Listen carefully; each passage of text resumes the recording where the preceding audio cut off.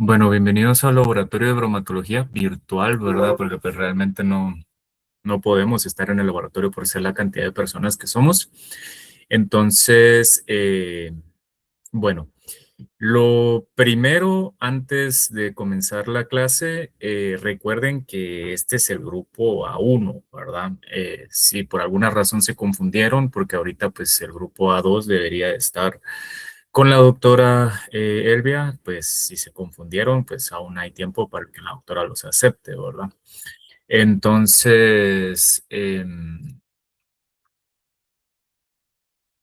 es el primer punto. Ahora, el segundo punto es acerca de las instrucciones que pues ustedes van a necesitar, ¿verdad? Para prácticamente tener su zona completa conmigo. Entonces, no sé si pudieron hojear la universidad virtual en la semana pasada, pero ya les subí un par de documentos. No sé si miran acá mi pantalla. Sí, Ok, entonces, vean, aquí, ay, perdón, aquí está. Aquí en el curso de nutrición general para la sección A, ¿verdad? Ya les subí la rúbrica que yo voy a tomar para la calificación de la bitácora. Recuerden que la bitácora es en un cuadernillo, ¿verdad? Eh, Estos son los criterios que yo voy a evaluar, donde es creatividad, contenido, orden y limpieza, fórmulas, que eso va a ser hasta el final del curso que se las voy a impartir, ¿verdad? Y la hoja de trabajo, perdón, la hoja de laboratorio, que es la que ustedes me van a entregar junto con la bitácora y esta la van a ir llenando conforme, pues obviamente vayan pasando también las, los temas. Aparte de la nota que tienen, porque prácticamente cada una sumaría un punto, ¿verdad? Para obtener los cinco, uno, dos, tres, cuatro, cinco. La hoja de laboratorio, pues obviamente con ella, al entregarla, pues ustedes tienen ya varia información para poder realizar fórmulas y para que la nota pues les valga la hoja de laboratorio, que ahorita se las voy a mostrar, ¿verdad? Ustedes pues me van a hacer un par de fórmulas para prácticamente darme a entender a mí que sí comprendieron el laboratorio y que pues obviamente, bueno, sí estuvieron aprendiendo conmigo, ¿verdad? Eso es lo único aparte de la hoja de laboratorio que me tienen que entregar al final, ¿verdad? Entonces, si ahí los perdí un poquito, ahorita les voy a mostrar la hoja. Bueno, obviamente la mayoría es primera vez que lleva el curso, pero así es como ustedes tuvieron que haber o tendrían que hacer una hoja de control y recepción de análisis, ¿verdad? Donde pues obviamente ponen la descripción de la muestra, solicitud, dirección, lugar de origen, ¿verdad? E ir llenando conforme vayamos viendo pues cada tema, ¿verdad? La tara, eh, ay, perdón, se me fue los nombres de PI. eh, Peso inicial, ya se me recordó. Peso inicial de la muestra, peso final, más tara, ¿verdad? Todo esto tendrían que haber llenado. Sin embargo, pues obviamente no estamos ahí y yo les tendría que firmar cada vez que ustedes hicieran los procedimientos, ¿verdad? Lo cual tampoco va a ser. Entonces, la única prueba de que ustedes, pues obviamente, aparte de que lo llenaron y aparte de que me comprueben que sí pusieron atención y sí saben realizar las cosas, ¿verdad? Pues ahí vendrán un par de ejercicios o un par de fórmulas y esto les valdría, pues obviamente, la nota completa. Si no supieran responder las respuestas o las preguntas, ¿verdad? Entonces, pues ya solo tendrían la mitad de la nota de la hoja de recepción, ¿verdad? Esa es la única que tiene como un punteo medio, ¿verdad? Entrega y realización de fórmulas. ¿Con eso tienen alguna duda?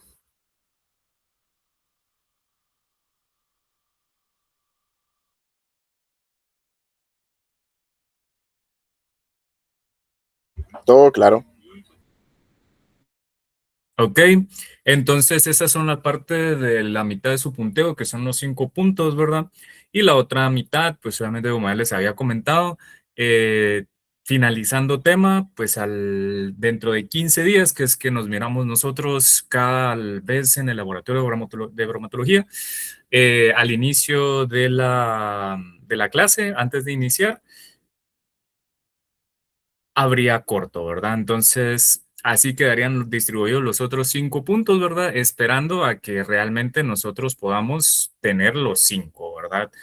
Si no, hubiera que repartirlos entre los que podamos, esperando que no haya más inconvenientes con esto del cierre. Entonces, vamos a comenzar ahorita con la clase. Eh, Déjenme empezar a grabar y a cambiar también de presentación.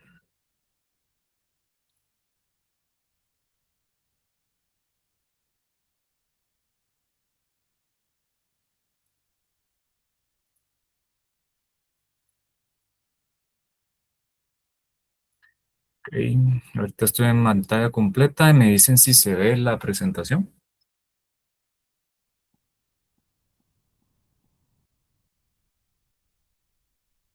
Sí se mira. Ok, gracias. Bueno, algo que les voy a ser sincero ahorita con el laboratorio, pues yo sí pregunto bastante en el sentido de que me gusta que usen su lógica, que usen su cerebrito para que ustedes puedan por lo menos, ya sea que no sepan la respuesta correcta, pero que los oriente a algo, los haga pensar sucede o algo no sucede, ¿verdad? Entonces yo voy a estar preguntando si por alguna razón, ¿verdad? Alguien no contesta o alguien pues obviamente no me está poniendo atención acerca de alguna pregunta que estoy diciendo dentro de la clase, ahí iría pues obviamente su asistencia del día de hoy. Entonces para que pongamos un poquito de atención, yo sé que son 2 horas, ¿verdad? Voy a intentar ser lo más conciso posible y también les voy a dar una su descanso a medio laboratorio para que pues obviamente para que puedan descansar de este escuchando, bueno, obviamente esa hora de estar sentado durante 2 horas, ¿verdad? Entonces, solo déjenme empezar a grabar.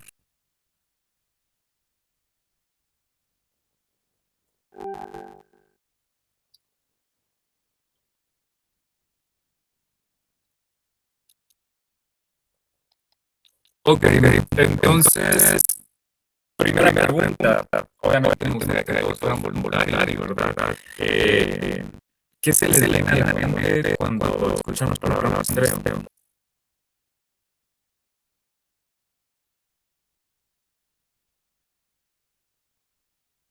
¿Alguien?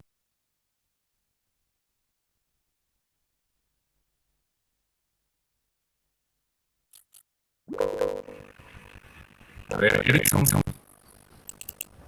Y bueno, ya les oriento un poco a los conocimientos de estadística, que al menos es como que una porción representativa de algo, de una población, de una materia, que una porción que representa como que los valores de esa tenemos la muestra. Ok, gracias. Sí. Dana. Sí. Yo diría tal vez, igual que mi compañero, como pequeñas muestras sobre algo para poder estudiarlas y luego analizarlas. Ok, gracias. Sí, correcto. Ambos están en lo correcto, ¿verdad? Recuerden que nosotros somos una población total demasiado grande. Obviamente nosotros nos movemos desde la población, ¿verdad? Entonces, nosotros, bueno, matemáticamente, ¿verdad? Se compone todo, pero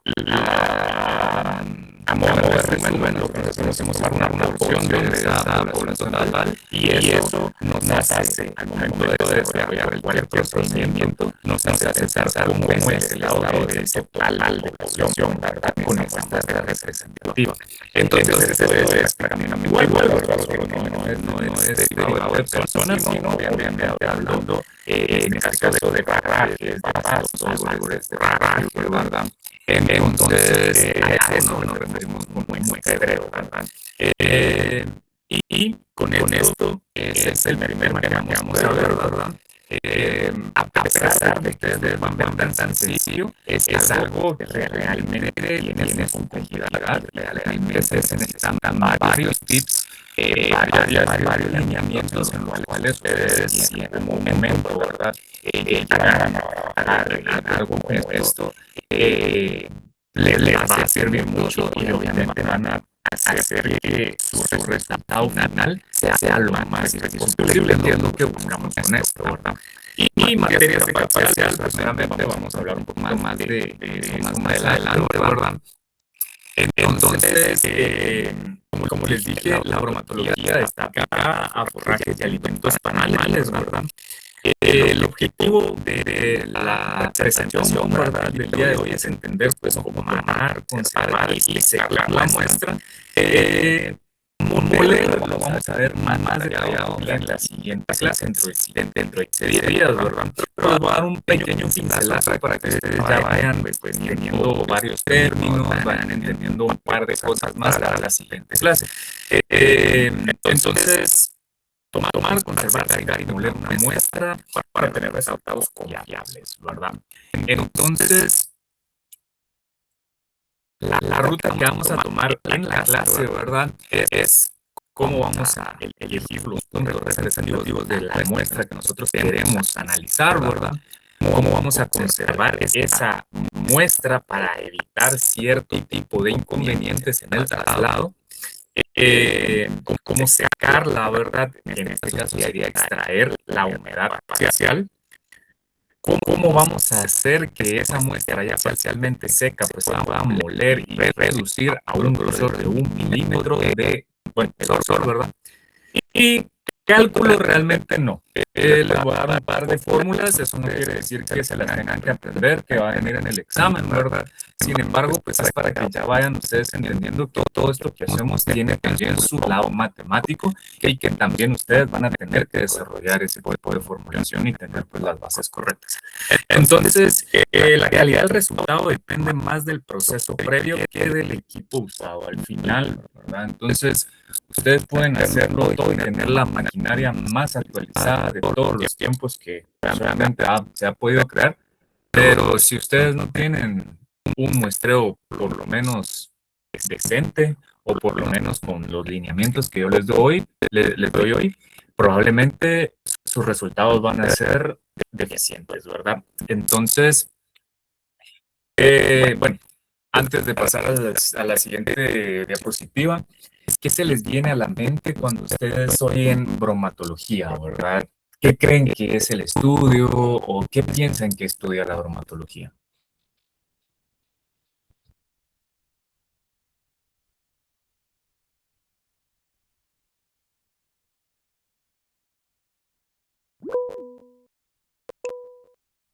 Víctor Fajardo. Yo digo que sería el estudio de los nutrientes o minerales que posee cada pasto o cada forraje. Ok. Alfaro Andy. Sí, buenas tardes. Yo creo que la bromatología es el estudio bueno, es la ciencia que estudia los alimentos y su valor nutritivo también. Y su valor nutritivo, ok. ¿Alguien más?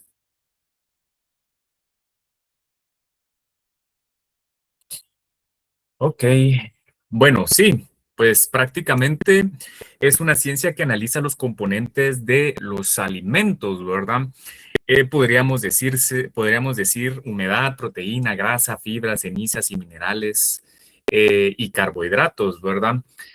Sin embargo, pues les voy a dar una definición un poquito más detallada, ¿verdad? Realmente la bromatología es la ciencia que va a estudiar no solo esto bueno, la composición química de los alimentos, ¿verdad?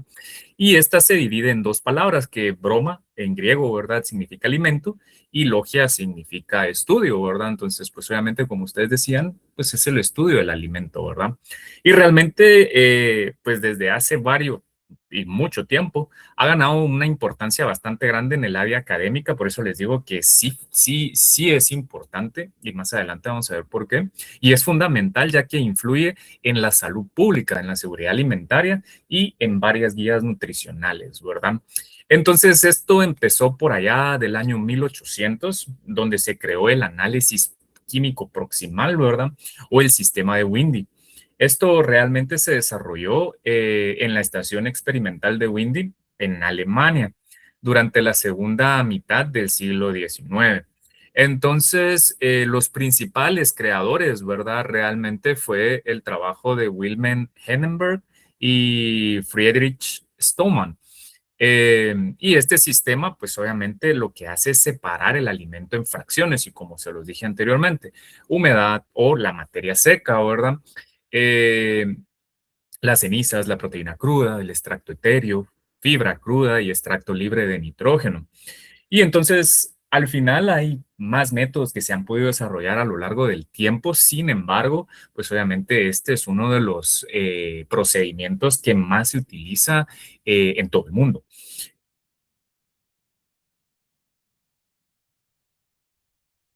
A ver, ok, sí. Bueno, ahora también miramos que estos métodos y normas, ¿verdad?, que tiene este sistema, pues realmente está avalado a nivel mundial. O sea, es un lenguaje tal y como, pues podríamos decirlo, como podríamos decirlo, el inglés, ¿verdad? Es algo que a nivel mundial es el idioma que por ley, se podría decir, la mayoría de los países debería de tener como segundo idioma, ¿verdad? Entonces, es algo que prácticamente ustedes lo pueden desarrollar en cualquier parte, ¿verdad? Entonces, Windy nos dice que estas ya son normas establecidas y estas normas, pues, no solo son las OAC que pueden investigar y las normas Covanor, que no nos vamos a ir tan detallado en eso, pero son normas internacionales, ¿verdad? Entonces, en Guatemala, Covanor es el organismo nacional de normalización y representa al país ante la ISO, ¿verdad? Entonces, estos documentos realmente no es que sustituyan el protocolo de laboratorio, pero sirven de referencia para estandarizar procedimientos y mejorar la comparabilidad de los resultados que nosotros obtenemos en el laboratorio, ¿verdad? Y pues todo esto obviamente era mucho más difícil hace tantos años, pero como nosotros ahora pues gozamos de el internet, ¿verdad? Podemos encontrar, hacer y deshacer toda la información que nosotros tenemos a diario, ¿verdad? Entonces, la composición química y el valor nutritivo de los alimentos es lo que a nosotros nos interesa y lo que vamos a ver, ¿verdad? Énfasis, obviamente recuerden que no vemos vitaminas porque pues, obviamente en el laboratorio no tenemos esa maquinaria. Entonces no vamos a ver vitaminas, sin embargo sí se pueden incluir, pero eso ya es otra historia, ¿verdad? Bueno, entonces vamos a comenzar. Los dos éxitos para empezar un buen análisis, ¿verdad? Es, primero que nada, saber muestrear. Y entonces la muestra debe ser representativa o debe representar el alimento real. Si el potrero es variable, pues se puede sectorizar y se pueden tomar submuestras, ¿verdad?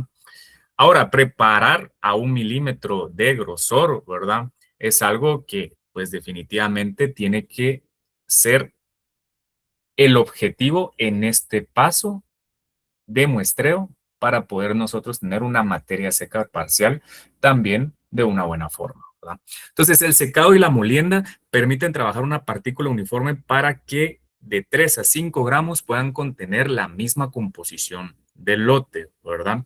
Entonces, una muestra mal tomada produce un resultado preciso, pero incorrecto. Ay, lo siento, ya estoy pasando las diapositivas. Como, ok. Ahora, al momento de muestrear, pues bien, ustedes lo definieron a grandes rasgos como tomar alimento de varios sectores. Sin embargo, no es tan sencillo como venir y decir, bueno, este se ve bien, este es el que está acá y vamos a hacerlo todo al azar.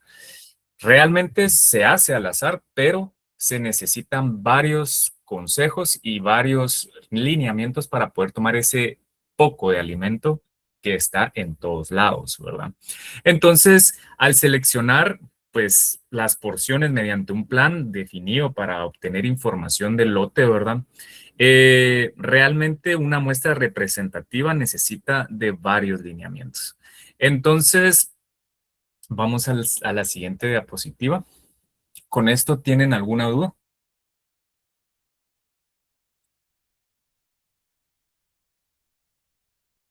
No, pin.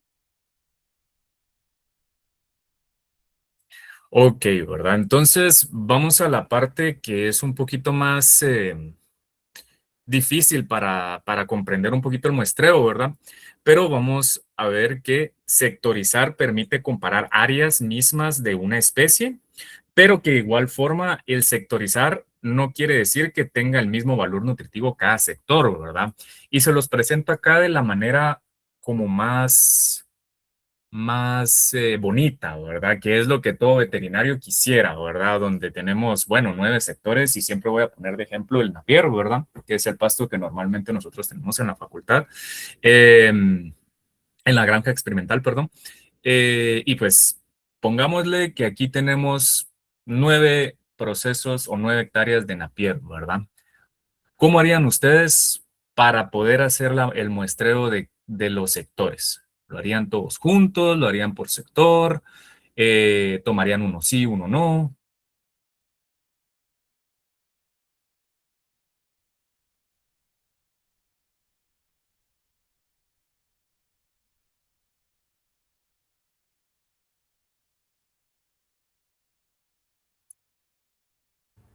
Varios puntos y uno sí y uno no.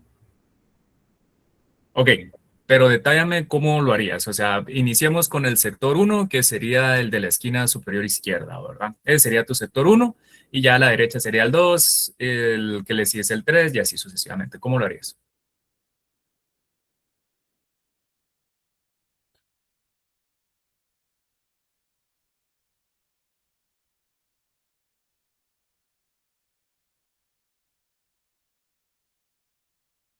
¿Sí me escuchas, Denise?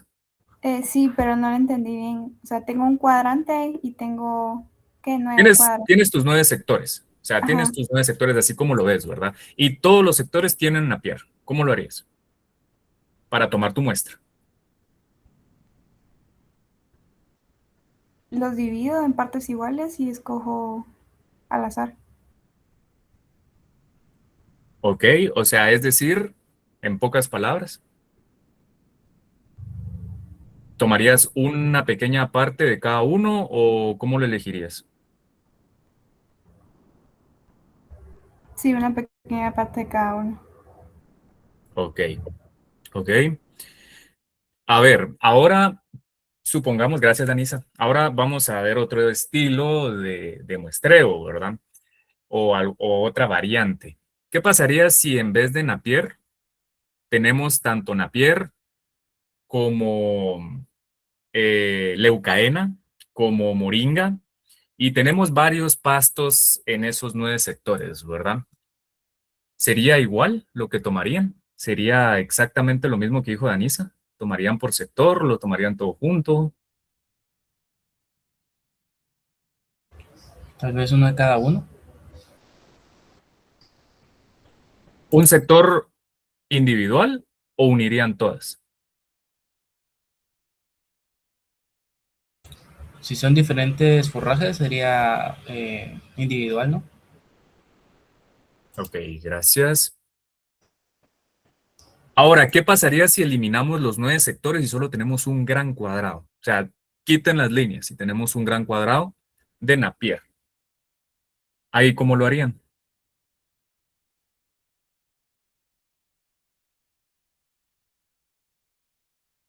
Yo pensaría que tal vez solo una muestra al azar. Una muestra al azar del cuadro completo. Yo considero que se deben de tomar distintos puntos, quizás como vectores, por Ujú. ejemplo, en el centro, cada una de las esquinas y al medio. Para el cuadro grande sin sectorizar. Exacto, o sea, como que, bueno, está el cuadro grande, tomamos, podría ser una muestra del centro y una de cada esquina del cuadro. Ok. Sí, correcto. Miren, todo lo que ustedes me están diciendo ahorita, pues sí es lo correcto, ¿verdad? Si nosotros tenemos sectores divididos, hablando siempre desde lo más pequeño hasta prácticamente lo más grande, ustedes, por ejemplo, deberían de no solo tomar una pequeña muestra acá, ¿verdad? Sino tomar una muestra por acá, una muestra por acá, una muestra por acá, y obviamente ese sería el de su sector uno. Por acá es igual, ¿verdad? Tomar 2, 3, 4 veces. Porque como bien dice la presentación, ¿verdad? Nosotros realmente no sabemos qué es lo que le falta a cada uno de esos sectores, que obviamente es extremadamente bueno que estén sectorizados, ¿verdad? Pero no todos tienen la misma cantidad de proteína, no todos tienen la misma cantidad de grasa, no todos tienen la misma cantidad de humedad probablemente, ¿verdad? Entonces, el sectorizar a nosotros nos da una idea de que probablemente existan variantes tanto en el suelo como en la forma en que pueden fertilizar los pastos, ¿verdad? Y en este caso, nosotros con muestrear cada uno de los sectores así en orden, nos da un resultado probablemente mejor, ¿verdad? Ahora, el segundo ejemplo que yo les di, que cuando son obviamente diferentes y hay diferentes plantaciones, pero sin embargo,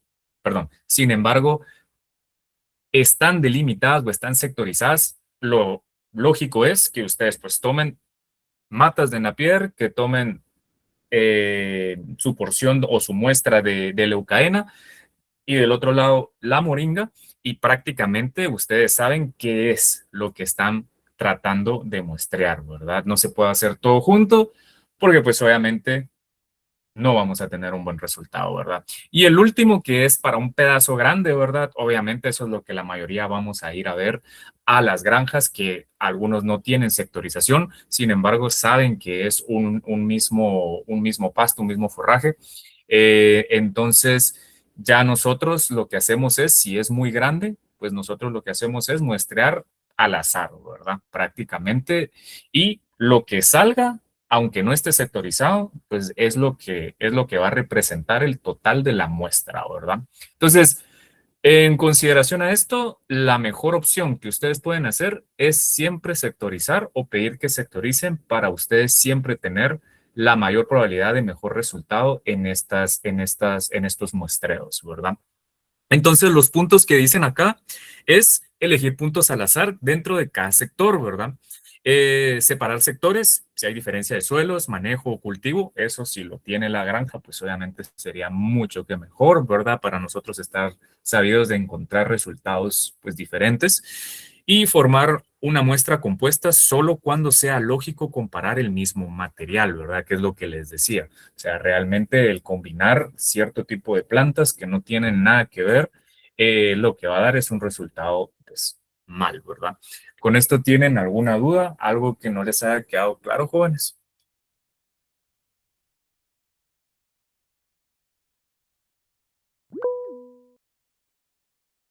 Isabel. Sí, perdón, entro en una duda. O sea, por ejemplo, si todos, como diste el ejemplo de la piel, si todo fuera uno solo, no es necesario separarlo en sectores, según lo que dice aquí. O sea, eso no me quedó muy claro. O Sí, cuando, mira.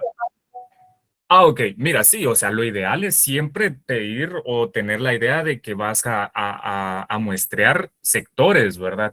Sin embargo, ahí es donde te das cuenta que a veces el costo monetario es algo que complica a algunos productores, ¿verdad? Entonces, si por ejemplo tú quieres muestrear los 9 sectores, pues obviamente son 9 muestras diferentes, ¿verdad? Entonces es un costo multiplicado por 9. Obviamente eso hace que también tú tengas más información o el propietario tenga más información de cuáles son los que están afectados, qué es lo que le falta al suelo de ese sector para poder tener bueno, como que la mejor, como que aprovechar mejor ese suelo o aprovechar a que crezca mejor que en los demás sectores. Entonces, supongamos del ejemplo grande, ¿verdad? Realmente esa persona, si no tiene el dinero para poder sectorear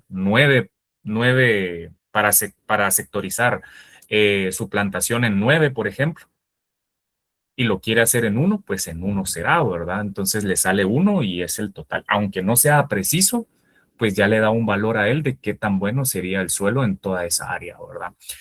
¿Con eso estamos un poquito más claros o quisieras algún otro ejemplo? no, ahí está re bien, gracias. Ok. Eh, Jamie.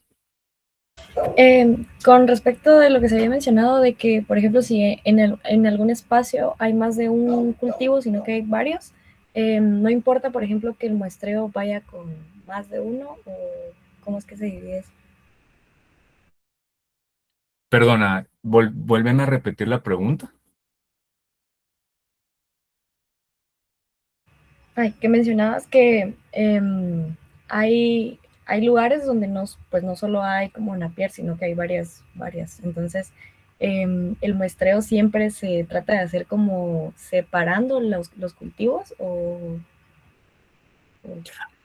se Sí, juntan. por supuesto, ¿verdad? O sea, digamos que te piden, bueno, siempre pongamos el ejemplo de los sectores, ¿verdad? Entonces, supongamos que tú tienes Napier acá, supongamos que tú tienes Moringa acá, tienes Napier acá y tienes, no sé, Leucaena y Moringa y otra vez Napier, ¿verdad? Entonces, obviamente eso tú no lo vas a ver al ojo, ¿verdad? No es como que tú vas a decir, bueno, este sector ya terminó, porque realmente nosotros no tenemos como ese ojo de venir y decir, bueno, esta plantación ya cambió, las hojas son diferentes, estamos en otra plantación. No, obviamente tú siempre vas a ir guiada de alguien que sepa dónde termina la sectorización y sí, obviamente conviene que tú vayas a prácticamente a muestrear un solo sector que contenga solo esa plantación, porque ese es el sector que a ti te va a dar la información de cómo está directamente esa planta, ¿verdad? Entonces, muestreas Napier únicamente este sector, terminas de muestrear, dejas tu muestreo en algún lugar donde no lo pierdas, ¿verdad? Pasas a la par y muestreas únicamente eh, eh, la plantación de leucaena, la dejas en otro lugar donde pues, obviamente no se pierda, ¿verdad? Y así te vas para que no se pierda la individualidad de cada forraje, ¿verdad? O de cada pasto. Entonces, eso es lo que tendrías que ver. Ok, gracias. A ver, Manfred. Yo tenía la duda con este cuadrito que está en pantalla. Al final no mucho le entendí, o si me lo puedes explicar para que lo comprenda más, así como los puntitos como anaranjados y los verdes. Bueno, eso, lo de los puntos de colores, eso se los voy a explicar ahorita en la siguiente diapositiva, ¿verdad? Entonces, mira, para que te lo explique, o quieres que te explique lo de la sectorización y todo nuevamente. Yo solo este cuadrito era el que tenía un poquito de duda, pero si lo explicas en la siguiente, pues está bien. Ok. Pero Vale. quedamos claros en que esta es como la mejor parte que ustedes podrían ir a ver a una granja, ¿verdad? Ustedes ya saben que está sectorizado, ustedes ya saben qué tipo de plantación hay en cada sector, si es diferente o si toda es igual, ¿verdad? Ustedes muestrean cada uno de los sectores por separado, siempre recordando que no deben mezclarse porque no es lo mismo cada sector, porque cada sector tiene suelo diferente, probablemente tiene mejores o peores nutrientes. Entonces, si ustedes meten plantaciones que no están en ese sector, la muestra va a estar afectada, ¿verdad? Eso es a modo de resumen, ¿verdad? ¿Con eso estamos claros o tienen alguna otra duda con eso que no les haya quedado claro?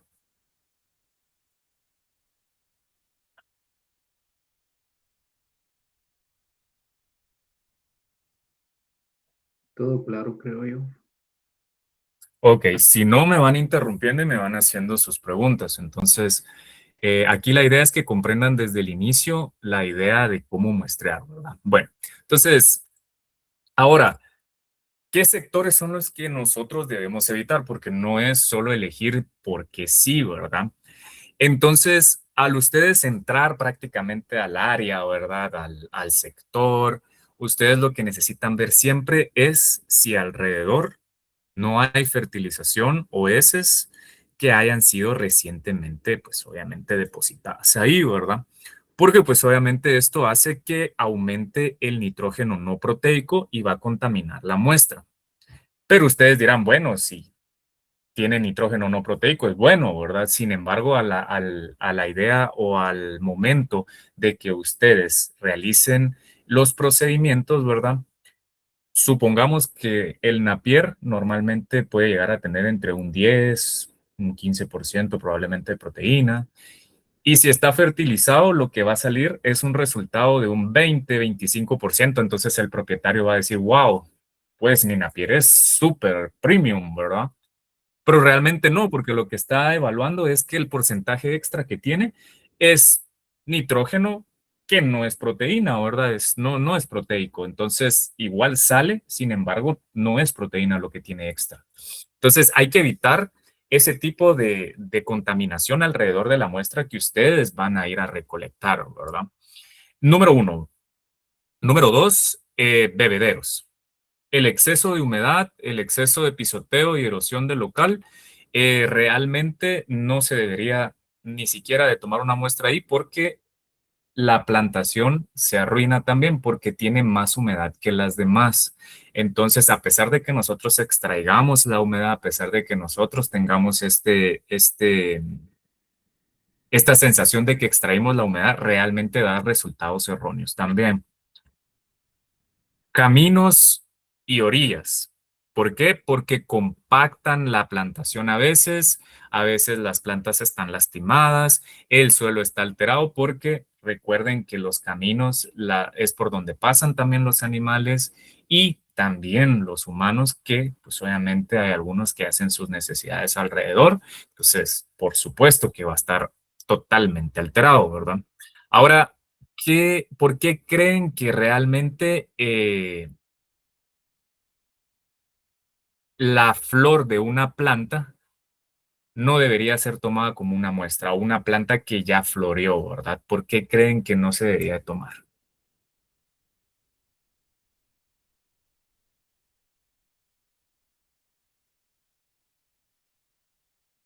Yo Dana. diría tal vez porque, bueno, pienso, no sé, que tal vez ya la flor se trajo como todos esos nutrientes como para ella poder crecer y desarrollarse y ya deja como más a lo demás como seco.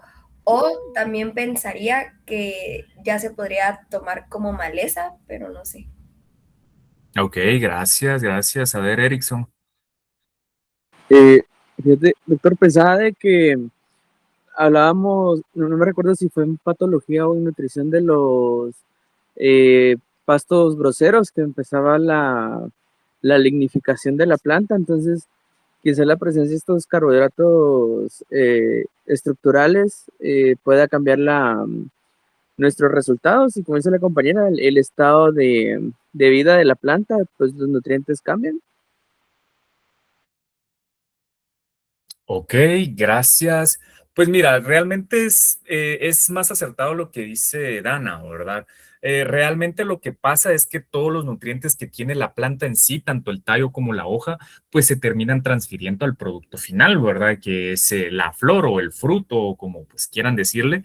Entonces, realmente ya no sirve de nada muestrar esa planta porque todo se lo llevó el producto final, ¿verdad? O el fruto o la flor.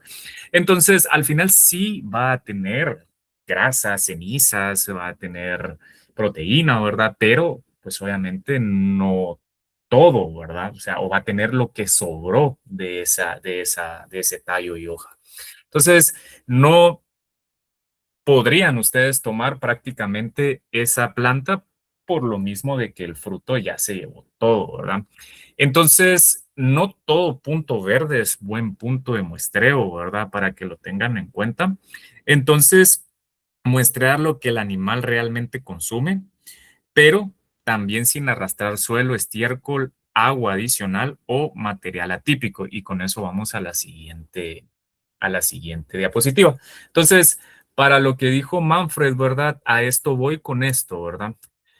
Cuando tenemos un punto amarillo o si nosotros lo queremos marcar de otro color, nosotros podemos decir que en esas áreas hubieron sectores que realmente no se pudieron tomar porque estuvieron contaminados o se fertilizaron, ¿verdad? Y entonces nosotros ya sabemos que en esas áreas ya no tenemos por qué realizar la muestra o no debemos realizarla porque o se encharcó o los animales allá agarraron heces para, bueno, pero agarraron de baño para prácticamente hacer sus necesidades, ¿verdad? O todas las plantas florecieron. Entonces, para eso es este cuadro también, ¿verdad? Para que ustedes también tengan siempre la idea de que todo lo tienen que apuntar. Por más pequeño que sea, por más sencillo que sea, recordarlo, se los prometo que a uno se le olvida. Y si alguien ha tenido la posibilidad de practicar en clínica, cuando hay muchos pacientes, cuando hay jornadas de castración, ustedes van usando jeringas, van utilizando agujas, y resulta que hay un momento en el que hay tantas que ustedes ya ni se acuerdan de quién es quién, y ahí hay un revoltijo. Y es tan sencillo aparentemente recordarlo. Por eso recuerden siempre apuntar dónde sí, dónde no y dónde es que van a muestrear, ¿verdad? Entonces, ¿tenemos alguna duda con lo de los sectores que se deben evitar?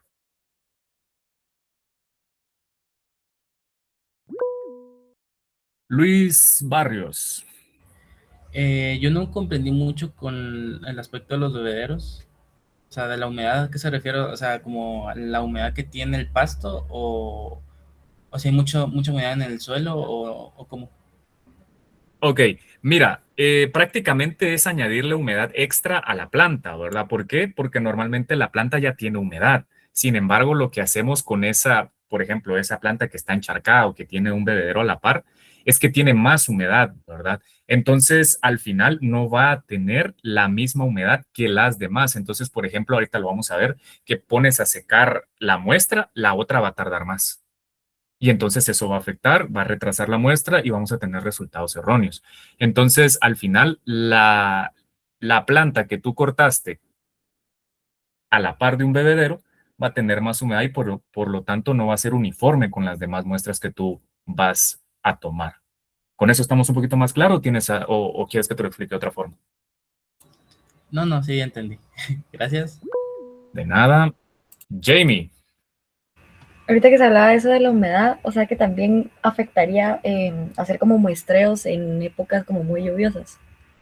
Sí, totalmente, ¿verdad? Esa es una pregunta que siempre me hacen y sí, un estudiante de la otra sección me pregunta, ¿y qué pasa si todo el tiempo está lloviendo?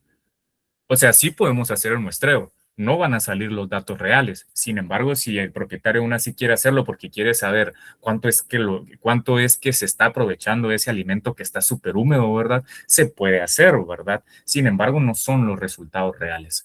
Entonces, ¿con eso estás clara o necesitas algún otro ejemplo? Ok. Entonces, pasamos al siguiente. Ahora, con lo que dice aquí abajo, ¿verdad? Hay que mostrar lo que el animal realmente consume, pero sin arrastrar suelo, estiércol, agua adicional o material atípico. Y con eso vamos al corte de la planta y en la muestra inicial, ¿verdad? Y entonces tenemos que la altura del corte que nosotros vamos a hacer es que en forraje se suele cortar por encima de los 10 centímetros para evitar suelo, para evitar pues, jalar urea y contaminación con nitrógeno no proteico, ¿verdad? Porque al final eso no se lo come el animal. Bueno, en este caso hablemos de los rumiantes, ¿verdad? Y obviamente les pongo un ejemplo y dirán, bueno, pero si no hay que pastar, pues obviamente se van a comer hasta el suelo prácticamente, ¿verdad? Pero no es lo que se debería. O sea, el animal se come prácticamente 10 centímetros para arriba. Entonces, con eso evitamos también tener resultados erróneos, ¿verdad? Como les digo, todo eso es importante porque no queremos darle un resultado erróneo y que, por ejemplo, el propietario piense que todo está bien con su plantación cuando realmente sí está mal, ¿verdad? Y entonces la solución no se encuentra y hay más gasto y hay más, bueno, más procedimientos que no deberían de pasar si realmente nosotros hacemos un buen análisis químico proximal, ¿verdad? Entonces, tan sencillo como muestrear, pues realmente no lo es tanto, ¿verdad? Ahora, pues tenemos tallo y hoja, ¿verdad? Aquí les pongo, y si lo pueden leer, ¿verdad? Pero, ¿por qué si a nosotros nos sirve bastante la proteína, ¿verdad? ¿Por qué no solo le damos la hoja al rumiante, a la vaca, a la oveja, a la cabra? ¿Alguien que me responda a eso?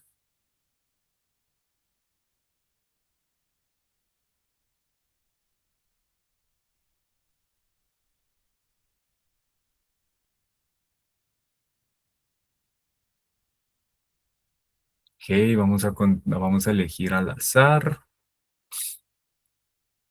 Bueno, de los que hablaron, pues obviamente no los voy a elegir. A ver, Krisha Cozano. Pues yo creo que porque como habría un desequilibrio de nutrientes como tal, ¿verdad? Si solo le aportamos la hoja que la que tiene mayormente proteína. Ok. A ver, quiero una opinión diferente de Karina Montúfar.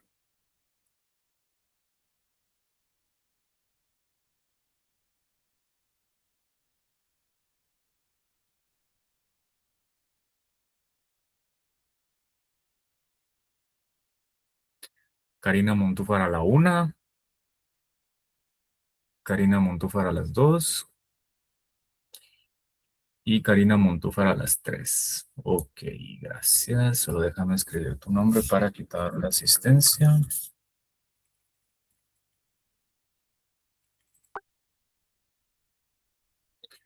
Ok, ¿alguien más?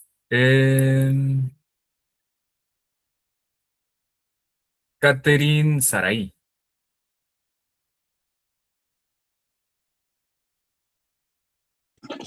Pues yo digo que porque las vacas al pastar se comen todo, o sea, no se comen solo la hoja o solo el tallo. Correcto, sí, es más sencillo de lo que ustedes piensan. Como les digo, no son malas respuestas, ¿verdad? Realmente lo que me interesa a mí es que ustedes pues usen un poquito su lógica porque realmente eso les va a funcionar bastante, créanmelo. Entonces sí, o sea, realmente en la vida cotidiana o en las explotaciones, ¿verdad? Todavía no tenemos explotaciones totalmente, pues obviamente que no sean cerradas. Eh, o industrializadas, ¿verdad? Sino que pues obviamente nosotros pues sectorizamos o los propietarios sectorizan potreros y que coman para que bueno, para obviamente que llenen sus requerimientos, ¿verdad? Entonces sí, obviamente que el tallo aporta más fibra y hace que pues obviamente también a nivel digestivo se aproveche también la proteína, ¿verdad? Todo tiene un porqué, pero sí, esa es lo que contestó Catherine, ¿verdad? Entonces, bueno, ya sabemos qué puntos elegir, qué puntos no elegir, ¿verdad? Ya sabemos que no hay que cortar 10 centímetros arriba del suelo, tenemos que cortar tallo y hoja también, ¿verdad? Entonces, eh, prácticamente lo que tenemos que hacer después es recolectar la muestra, que es recolectar aproximadamente de 500 a 600 gramos de material fresco para asegurar suficiente muestra en los análisis posteriores, ¿verdad? Entonces, prácticamente ahí nosotros terminamos de ir al campo, ¿verdad? Por así decirlo. Ya cortamos nuestra muestra, estamos listos y pasamos al transporte y conservación de la muestra, ¿verdad? Antes de pasar a eso, yo se los digo que prácticamente esto es algo sencillo en la granja, ¿verdad? Y lo que nosotros hacemos normalmente es que, bueno, estamos en la granja experimental y el laboratorio de bromatología está a 1 kilómetro de ahí, ¿verdad? Entonces nosotros lo que necesitamos es solo caminar de la granja al laboratorio y ya se acabó, ¿verdad? Entonces, ¿qué pasaría si ustedes, pues obviamente se dedican a esto y desean hacer esto y convertirse en un nutriólogo, sí, un nutriólogo? Y deciden prácticamente ir a muestrear en Zacapa un día sábado, ¿verdad? Entonces, ¿cómo harían ustedes para transportar la muestra? Porque ahí ya cambia la situación. Ustedes no están cerca de un laboratorio, ustedes tienen que ir a muestrear tienen que ir a dejar la muestra dentro de 2 días, ¿verdad? Y pues aquí es donde el transporte tiene mucho que ver con la calidad del producto que ustedes están entregando al laboratorio, ¿verdad? Y eso no va también solo para la persona que va a hacer el procedimiento, así como ustedes, sino también la persona que les va a dejar la muestra si en algún dado caso ya no tienen que prácticamente ir a muestrear, ¿verdad? Sino que se quedan en el laboratorio. Pero hay trabajos de trabajos, ¿verdad? Entonces, transporte y conservación de muestra, mantener cadena fría todo el tiempo, ¿verdad? ¿Por qué? Porque pues obviamente lo que se espera es que esté prácticamente como salió del campo lo mejor, lo más posible, ¿verdad? Que salga, perdón, que se entregue como salió del campo, ¿verdad? Entonces, siempre que ustedes vayan a muestrear, por ejemplo, están en Zacapa, ustedes tienen que comprar bolsas de plástico, ¿verdad? Que estén limpias y cerradas. Nada de bolsas de la torre, nada de bolsas del Super 24 que les sobraron en la casa, que les sobraron del fin de semana y por eso ustedes las van a utilizar, ¿verdad? No, ustedes compran sus bolsas específicas para muestrear, las abren porque solo eso va a tocar la muestra, ¿verdad? Y pues es el primer paso, ¿verdad? Incluso pueden doblar la planta para que pues obviamente quepa mejor, ¿verdad? O pueden usar doble bolsa. La idea es que esté limpia y totalmente cerrada, ¿verdad? Punto número 1 y punto número 2, ¿verdad? Transportar en hielera, ¿verdad? Ideal que sea entre 8 a 10 grados. Lo mejor es que pueda ser en hielo seco, ¿verdad? Para evitar que pues obviamente se vaya derritiendo durante el tiempo y que pues obviamente pueda llegar a meterse humedad, ¿verdad? Sin embargo, la bolsa hace como una buena malla, ¿verdad? Una buena pared para que esto pues no suceda. Pero es ideal el hielo seco. O no sé si ustedes han visto que hay como unas botellas que son de gel, que pues obviamente no tienen agua, sino que pues obviamente se conservan en frío y eso es lo ideal. Eso es como una segunda opción. Y lo tercero, pues obviamente si no tienen ninguna de las dos, pues obviamente es hielo, ¿verdad? Punto número 3, evitar cajuelas calientes, ¿verdad? ¿Por qué la cajuela? Porque ese es el lugar más caliente del carro, suponiendo que obviamente todos en algún futuro vamos a tener carro propio. Lo ideal es que ustedes lo lleven a la par en el copiloto o atrás en los asientos de la parte de atrás y que siempre se vaya teniendo ese ideal de 8 a 10 grados porque pues obviamente ustedes van a tener el aire acondicionado, ¿verdad?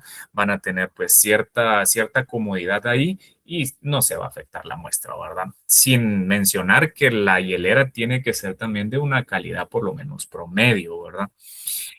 Y no retrasar el ingreso al laboratorio. Aquí la responsabilidad es que si ustedes saben que el laboratorio de bromatología abre a las 8 de la mañana, ustedes están a las 7:30 esperando a que abran para evitar todos estos sesgos o todos estos errores de que la muestra se contamine, de que la muestra gane humedad, ¿verdad? Entonces, lo ideal es no retrasar, o inclusive si ustedes están en Zacapa y les dicen, miren, yo abro hoy sábado por usted y voy a dejar la muestra, pues ese día, ¿verdad? Entonces, algo que se me olvida mencionar, ¿verdad? Es que el calor favorece la pérdida de humedad y también los cambios microbianos que alteran proteína y materia seca, ¿verdad? ¿Alguna duda o pregunta hasta aquí? Jamie. Aún así, manteniendo la cadena de frío, ¿hay algún tiempo que se deba respetar como del transporte o algo que sea como lo ideal? ¿O cuánto tiempo puede como pasar la muestra? Pues mira, normalmente estamos hablando de máximo de 48 horas. Obviamente que esté en una buena condición no quiere decir que pues obviamente no se vaya a ir arruinando, ¿verdad? Los productos inclusive congelados, pues igual, aunque estén congelados, también se arruinan, ¿verdad? Entonces, lo ideal sería evitar que pase 48 horas, ¿verdad? Ahora, dos preguntas si les doy un break. ¿Por qué evitar bolsas de papel?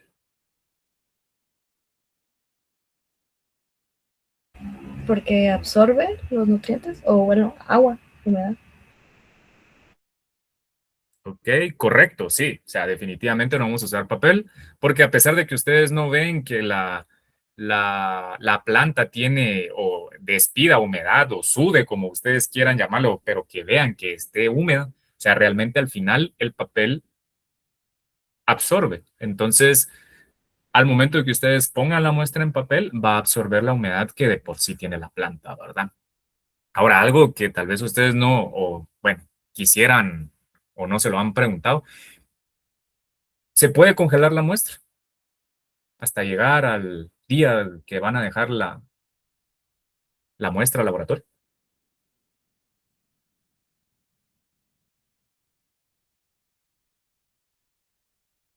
Alguien que me responda.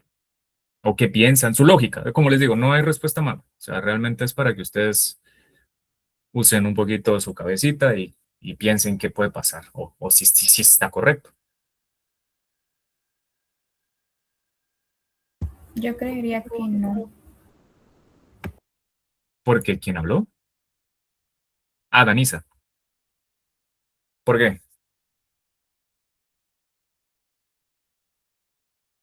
Porque tal vez puede afectar en los componentes que tiene la planta, los nutrientes, o cambiar la estructura como tal de la muestra.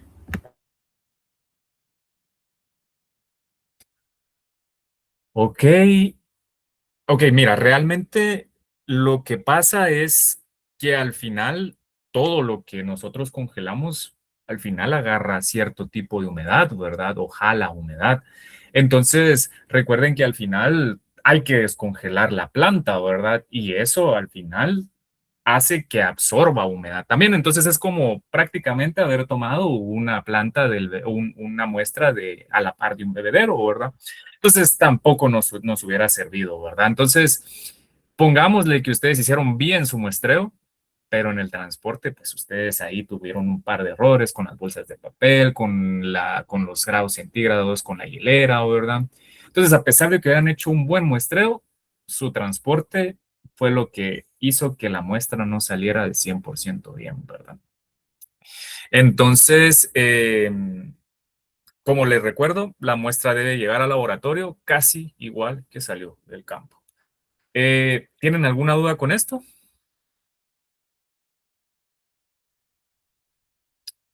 Ok, si no hay dudas, les voy a dar 5 minutitos, 7 minutitos para que ustedes vayan a tomar agua, se estiren, ¿verdad? Para que me pongan un poquito más de atención, porque ya pasamos a prácticamente la materia seca parcial, ¿verdad? Entonces, los veo a la 1:06.